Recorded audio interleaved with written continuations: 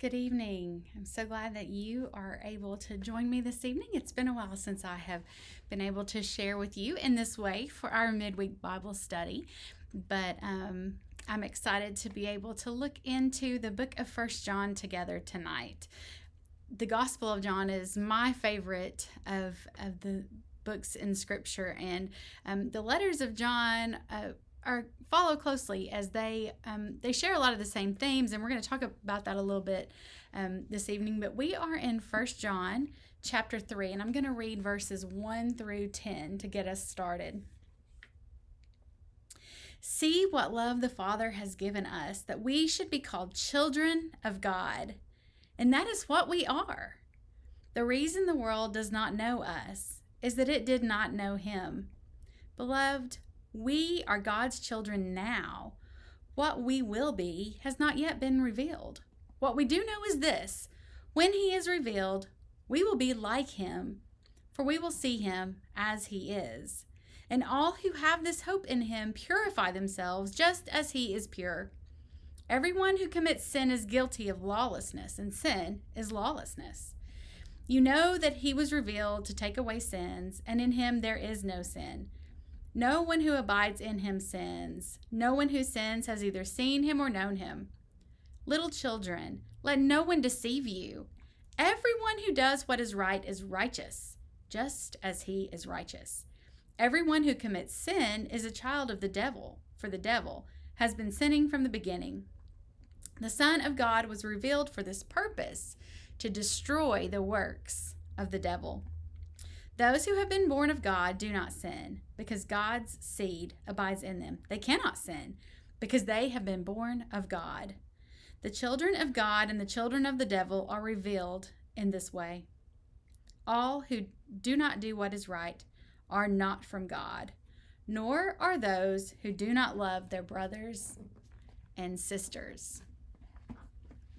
You know, for family or teachers or anybody who has regular contact with children, parents, anybody like that, we know that children can bring us an overwhelming sense of pride at times, but they can also bring us an overwhelming sense of grief sometimes too, can't they?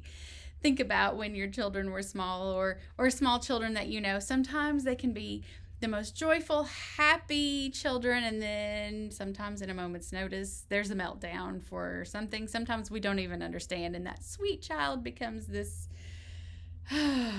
challenge, right?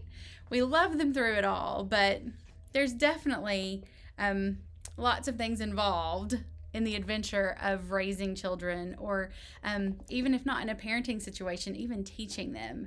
That process of growth sometimes brings about challenging moments as well as moments that are so rewarding, right? So the author of First John spoke forcefully of Christian believers as the children of God. As such, he believed that they should behave like God's children and be confident of God's abiding care. You know, the writer evokes a sense of excitement here in this opening verse of chapter 3. See what love the Father has given us, that we should be called children of God, and that is what we are, that verse says. This sentence in many translations ends with an exclamation point. See what love the Father has given us, that we should be called the children of God. What wonderful news that is. How could anyone be privileged to call themselves children of God? It's because of God's great love for us, according to John. We couldn't earn our way into God's heart, even with our cutest, best behavior. But God, who is righteous, loved us when we were neither adorable or particularly endearing. We love, John said, because he first loved us. You recall that?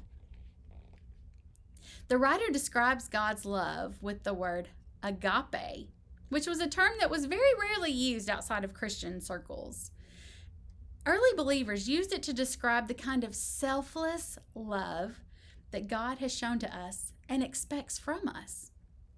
With the added phrase, and we are, there at the end of that verse, John insists that we're not just called God's children, we are God's children, adopted by one who is faithful and true and loving, who will neither forget us or fail us. This verse is reminiscent of the Gospel of John. But to all who receive him, he gave them the right to be children of God, to those who believed in his name. That comes from John chapter 1, verse 12. You know, while American Christians are way more likely to be ignored than they are to be attacked, the unpleasant truth is that believers in many places around the world are still persecuted and even prosecuted, arrested, or shunned because of their faith. As believers of Christ here in the United States, we don't have to face hostility. But you know, that still doesn't mean that life can't be difficult, right? This past year has shown us all that.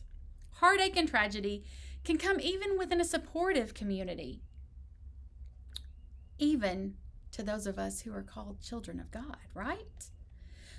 While we hope for what is yet to come, we still live in the present. But our position is already secure. John says, "Beloved, we are God's children now." In the light of that hope, we strive to purify ourselves. That is, to become more like the people that God has called us to be.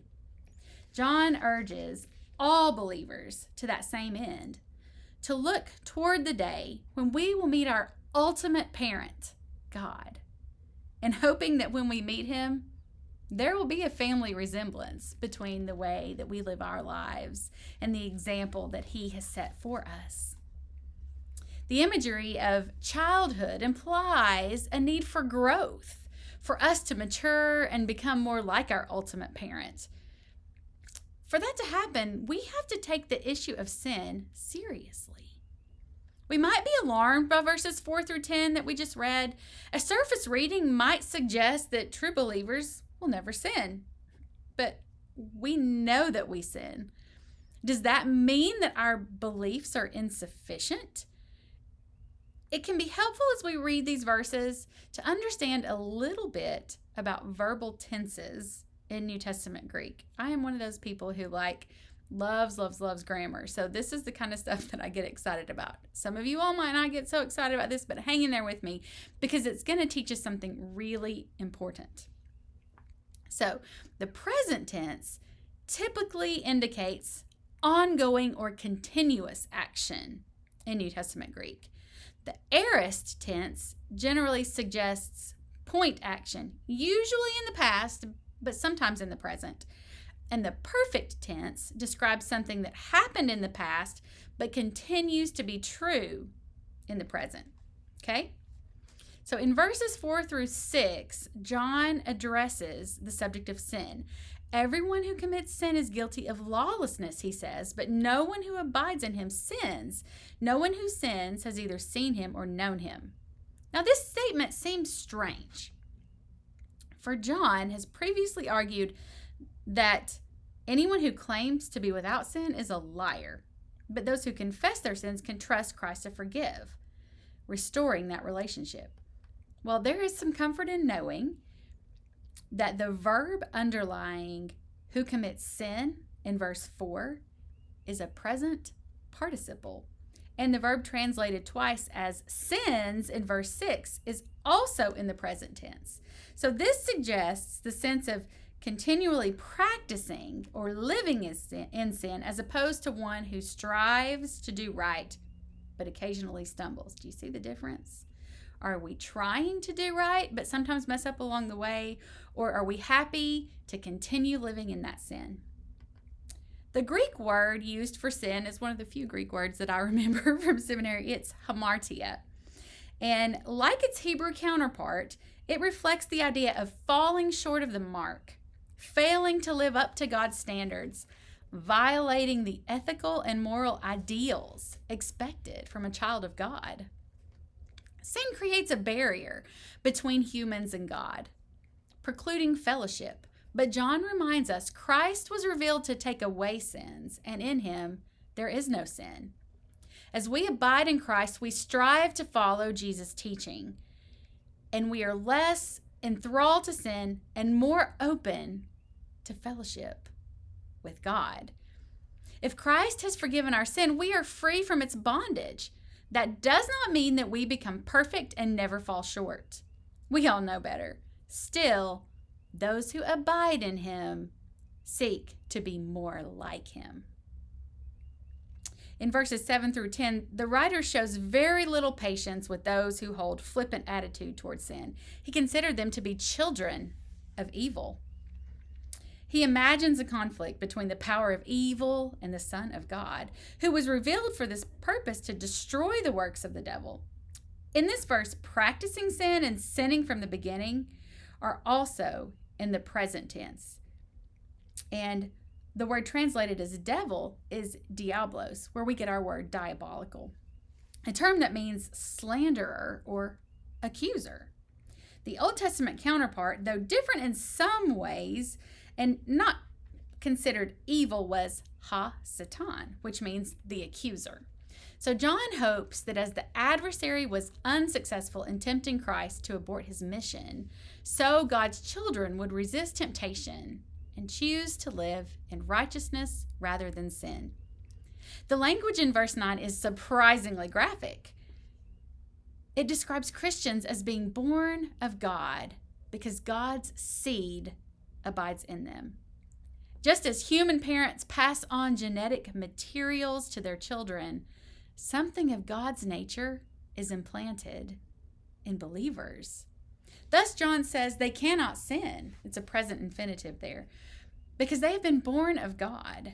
John uses the perfect tense for have been born, indicating a past action that continues to have force in the present.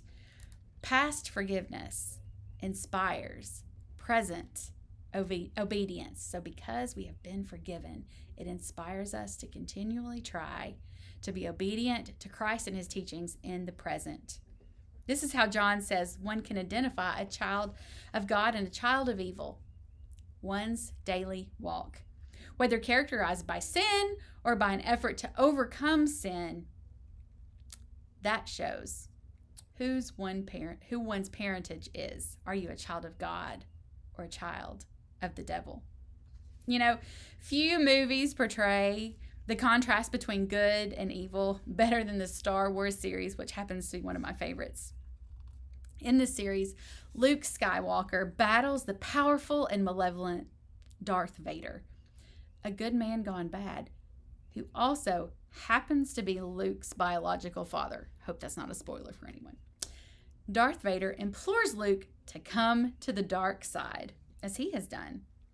Luke remains true, and love ultimately wins over Vader, who experiences a redemption of sorts as he dies while defending Luke from the Emperor's efforts to torture him into submission.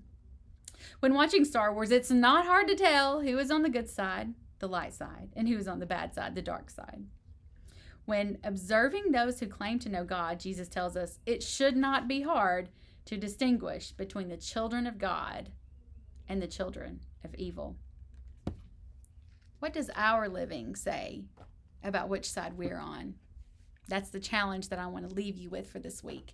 How can we be sure that in this present moment we are working toward continually becoming more like Christ with everything we do, so that when the day comes that we are reunited with our ultimate parent, we can be sure that there will be some family resemblance?